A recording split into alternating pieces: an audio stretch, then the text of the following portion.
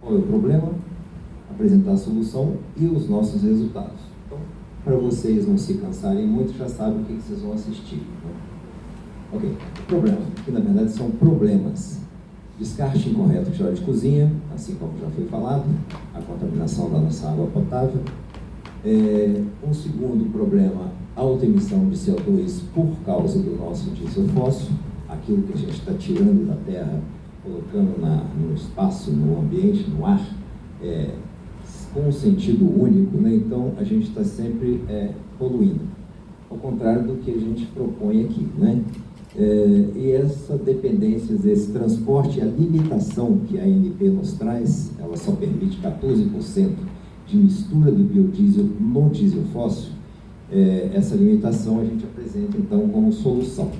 Então, para começar a solução, eu vou começar bem lá do início, quando eu ainda estava brincando de fazer biodiesel. Deixa eu ver se essa conta aqui funciona.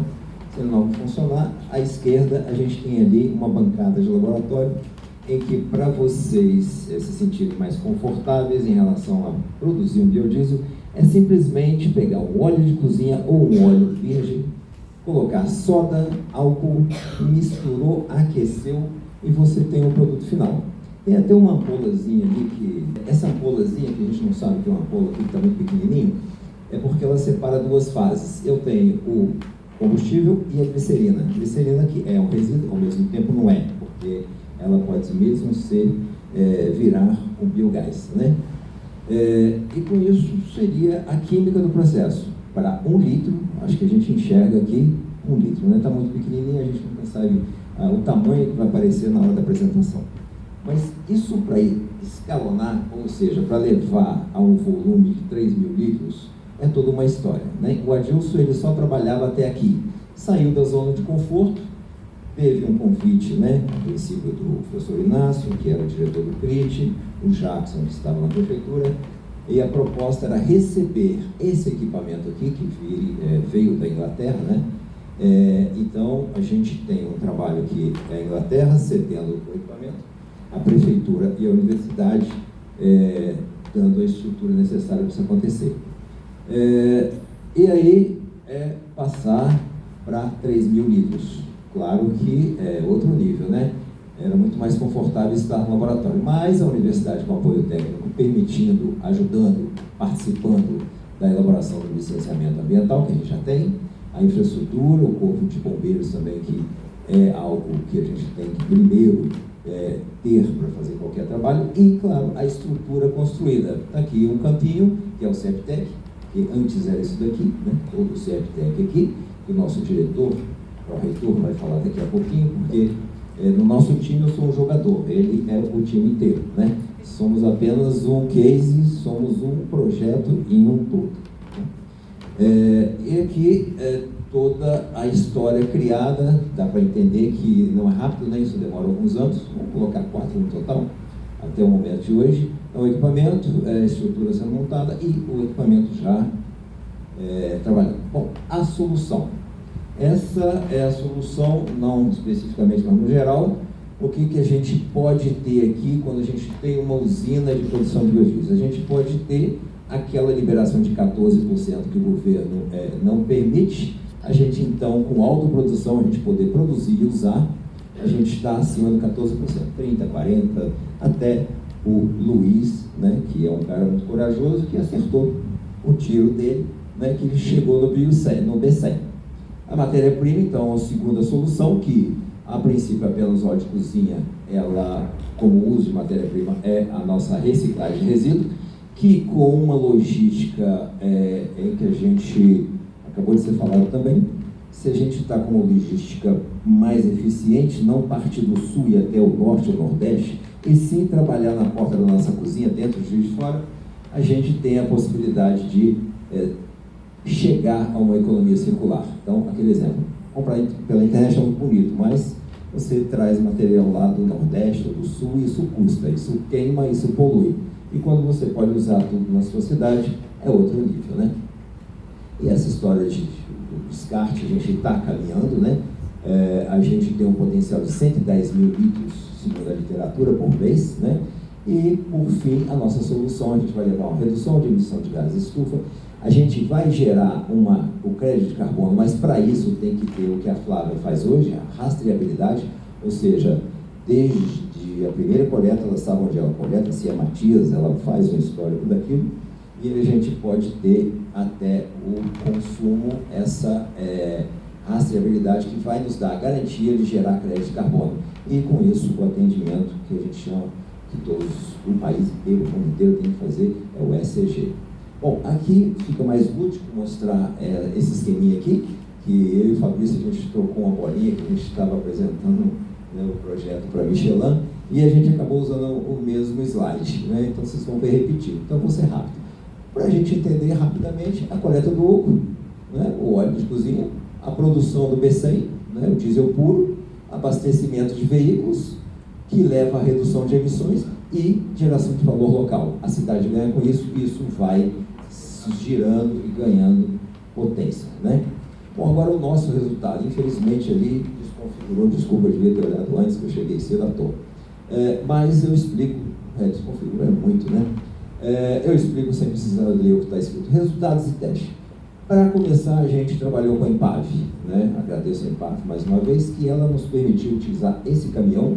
Então, o que a gente não tinha segurança, porque não existia estudos, quando tem esse uso, a gente não tem como acessar, né? O Rio Grande do Sul, ele está liderando esse tipo de coisa, mas a gente não tem esses resultados em detalhes publicados.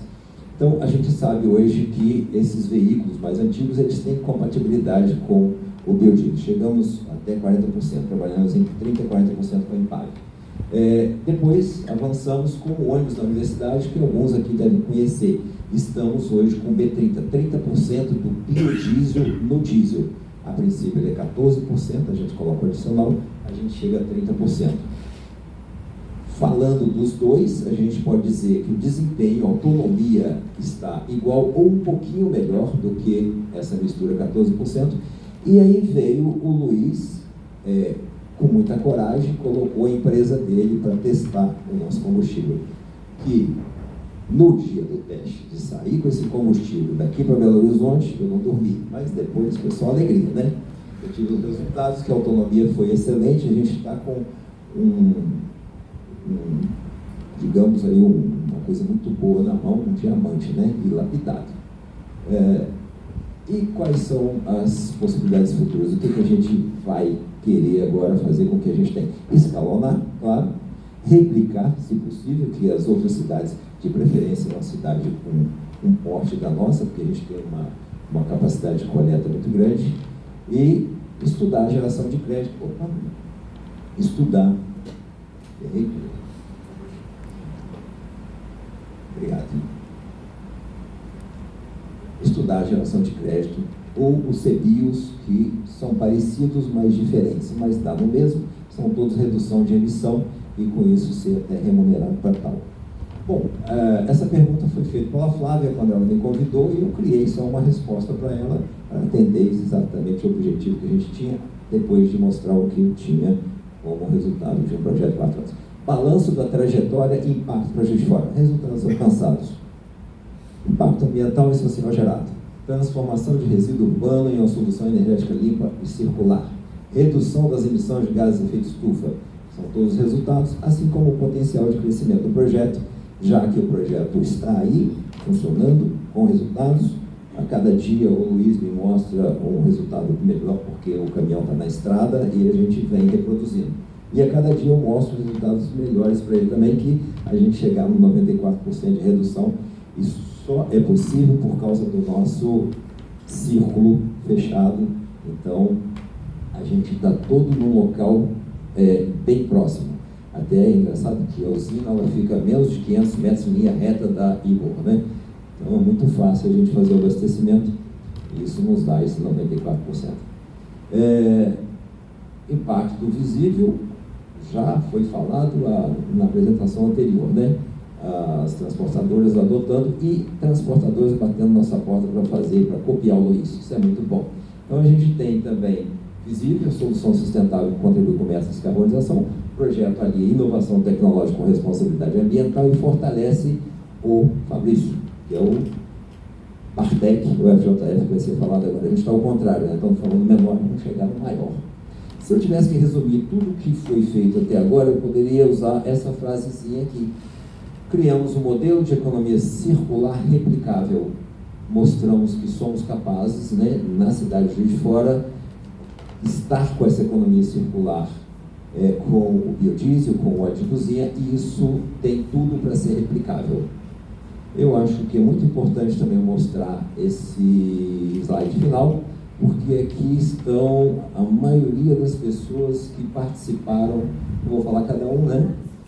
A prefeitura, na pessoa da Margarida, a professora Margarida, que hoje é reitora, e outras pessoas também responsáveis por nos auxiliar, por nos financiar, por tornar possível, assim como também a Greenfields, a IBOR, a Impave, a FINEP. Eu não vou falar cada um porque eu posso pecar, faltar algum. E muito obrigado. Desculpa se eu passei 15.